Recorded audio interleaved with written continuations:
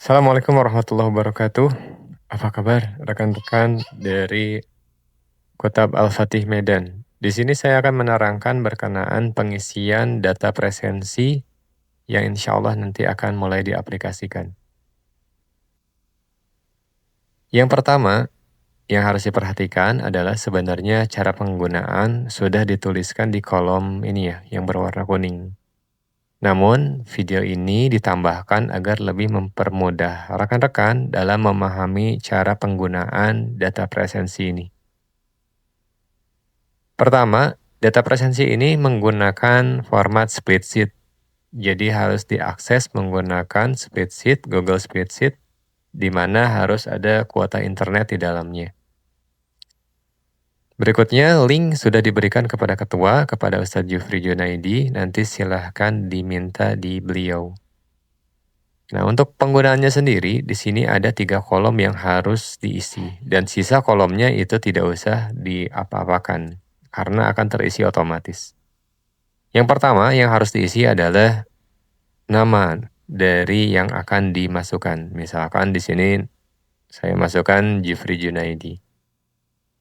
Untuk tanggal sendiri, ini tidak usah diketik manual, cukup diklik 2 kali saja, maka menunya akan keluar. Misalkan di tanggal 1. Tanggal 1 ini di hari Sabtu ya. Hari Sabtu biasanya libur, maka di sini ditulis libur. Masih dengan nama yang sama, kita masuk ke tanggal 2, sebagai contoh ini pun masih libur. Nah, untuk tanggal 3, ini mulai di hari Senin. Misalkan di sini masukkan. Untuk memasukkan jam, itu wajib menggunakan titik 2.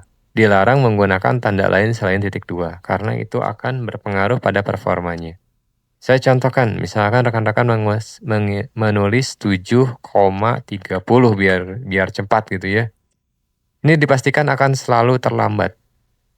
Gitu. Bagaimana caranya biar nggak terlambat? Pakai titik 2. Sebagaimana yang tadi sudah disampaikan, kita ketikkan 7.2.30. Maka insya Allah di sini akan tertulis on time. Lalu misalkan kita masukkan lagi, masih nama yang sama, Ustadz Jufri di tanggal 4. Selain mengisi tanggal dan juga keterangan libur, ada keterangan lainnya. Yang pertama itu adalah cuti. Nah, cuti di sini akan berpengaruh ke performa juga. Lalu dengan nama yang sama juga, misalkan untuk di tanggal 5-nya, ini juga bisa ditulis dengan izin. Masih di nama yang sama, kita masuk di tanggal 6 misalkan.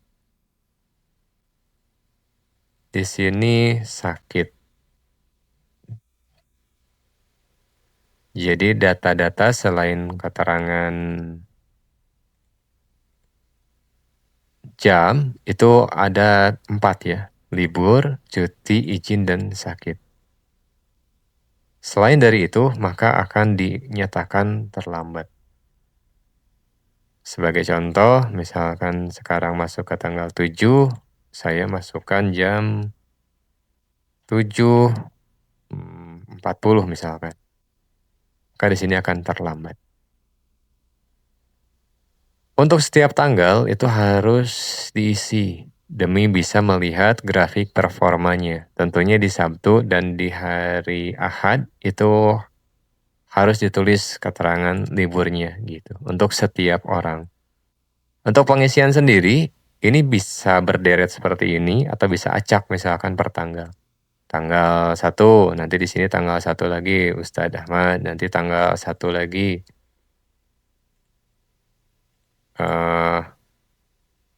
Ustadz ini gitu.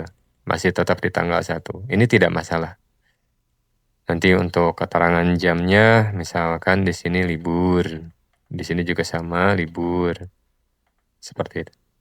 Ini tidak masalah. Jadi mau itu terurut seperti ini per nama ataupun random per tanggal gitu diisinya. Ini insya Allah masih aman.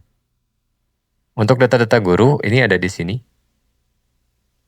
Bagi misalkan ada penambahan karyawan, nanti silakan hubungi Ustadz Jufri agar bisa memberitahukan ke kami untuk melakukan update lebih lanjut.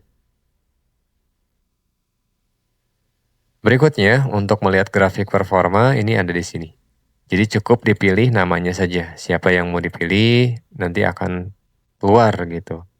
Nah, bagi orang yang belum pernah mengisi absen, pasti datanya akan seperti ini, kosong. Tapi jikalau misalkan sudah ada di data absen, itu pasti grafiknya keluar. Sebagai contoh seperti ini. Ini contoh saja ya, walaupun nanti realitanya mungkin akan berbeda. Selain itu juga ada rekap per tanggal. Rekap per tanggal di sini untuk melihat. Biasanya untuk penggajian, jadi bisa lihat on time-nya berapa kali, izinnya berapa kali, cuti, sakit, dan libur gitu. Nanti pun kalau misalkan ada terlambat akan dituliskan di sini.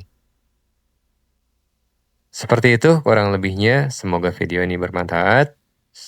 Salam untuk rekan-rekan di Kota Al-Fatih Medan. Assalamualaikum warahmatullahi wabarakatuh.